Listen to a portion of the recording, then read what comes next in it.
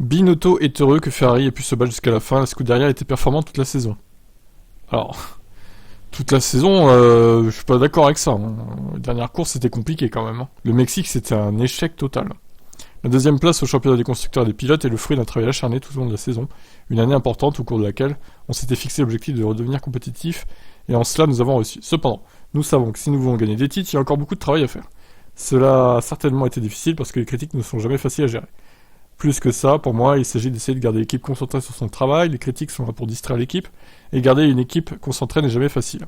C'était difficile, mais ça ne me rendra que plus fort à l'avenir. Nous ne devons compter que sur nous-mêmes, et c'est la leçon la plus importante. Alors on aimerait bien savoir si Binotto sera remplacé ou pas, d'ailleurs, là. Bon, on devrait savoir ça dans les jours qui viennent, normalement.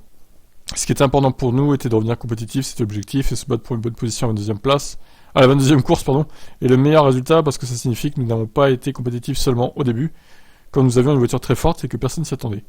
Mais nous avons continué à nous battre jusqu'à la fin. Ouais, d'accord, vous êtes battus jusqu'à la fin, mais regardez les quarts de points avec Red Bull, quoi, les gars. Désolé, mais vous n'avez pas été compétitifs toute la saison, quand même, hein.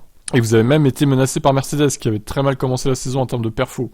Alors, encore une fois, Binotto, il nous fait de la langue de bois, là. En termes de développement, Red Bull avait un plan clair qui consistait à réduire le poids de la voiture, ce qui n'était pas notre cas. Il savait à quoi s'attaquer pour obtenir des performances de la voiture. Pour nous, c'était plus compliqué parce que c'était plus à travers le développement aéro et en essayant d'améliorer la voiture, le concept et l'aéro. Si je regarde en arrière, le développement que nous avons fait n'était pas suffisant.